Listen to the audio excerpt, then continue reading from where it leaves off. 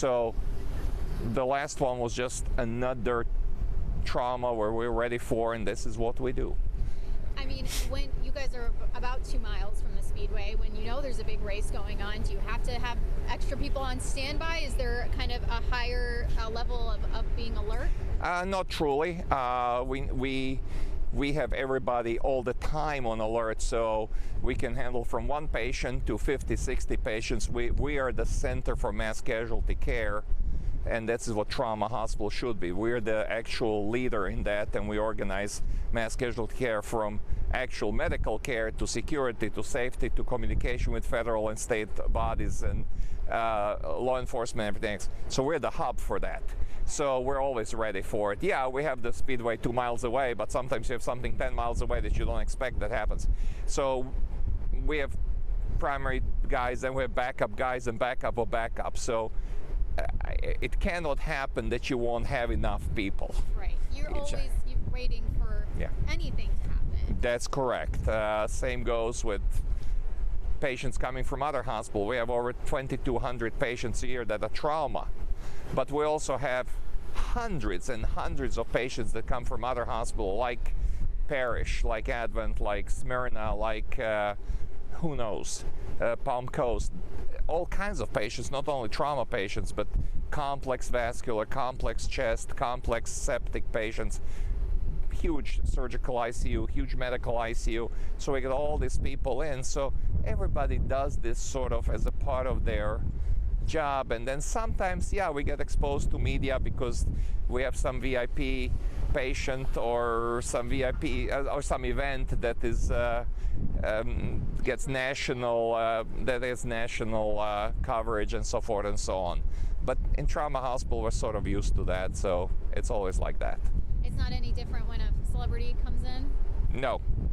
We treat everybody, I tell everybody, treat everybody the same. Don't cut corners. Don't think they're a celebrity. Just do the right thing and you'll be fine. Once you start cutting corners, if I came as a trauma, I would go, just treat me like that guy on the street that you treated before. Don't think into it. Yeah. Just do the right thing. And that's usually the best way to do it. And I saw you guys posted a picture that Ryan Newman took a picture with some of the staff members. I mean, how cool is that for them to be able to get that? Yes, that's my ICU staff. Because trauma is not done only by doctors. It is emergency room doctors, trauma surgeons, it's orthopedists, it's nurses, it's ancillary staff, it's even administration of this hospital that really, really cares about patients. And so everybody comes together, a huge team. You can't work in a vacuum. That's like being on an aircraft carrier with a plane. You know, everybody works for this guy to fly. Everybody works for me to be able to do this surgery and then take him to ICU and everything. So this was ICU team that he took picture with. And that must make them feel good just to get some recognition. Absolutely. I mean, people, listen, there is no better reward for us than seeing somebody that was critical one day walk few days later or even a few weeks later out of the hospital with their family going back to life. It's a huge success for us. Everything else comes sort of secondary because otherwise we wouldn't be in this profession.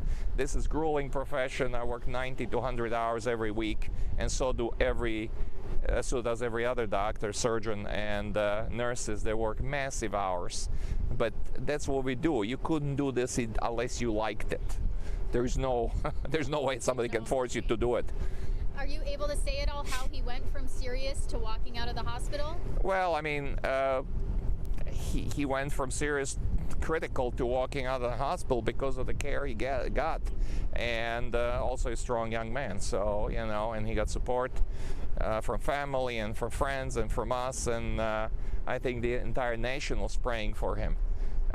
Including my wife and my daughter, so Gabriella. So, you know, it's a big deal. But to us, it's a big success when people do well. This team here is very seasoned team. A lot of my guys are former veterans of Iraq, Desert Storm, Bosnia, Kosovo, Somalia, whatever not. I was 27 years in the service, so to us this comes naturally, and we try to bring best from that to this and back. So that's how we function every day. But it's to us, it's rewarding when things do go well. We don't take defeat very well. And my last question, which I think is going to be, I cannot tell you this, but are you able to tell us at all what his injuries were? No, I'm not going to tell you that, but he has recovered very, very well, and he's going to go on with life, and we wish him all really, really well, and I want to see him on the next circuit. Perfect. Thank you so much. I appreciate Thank you. it. You're welcome. Thank you. Thank you.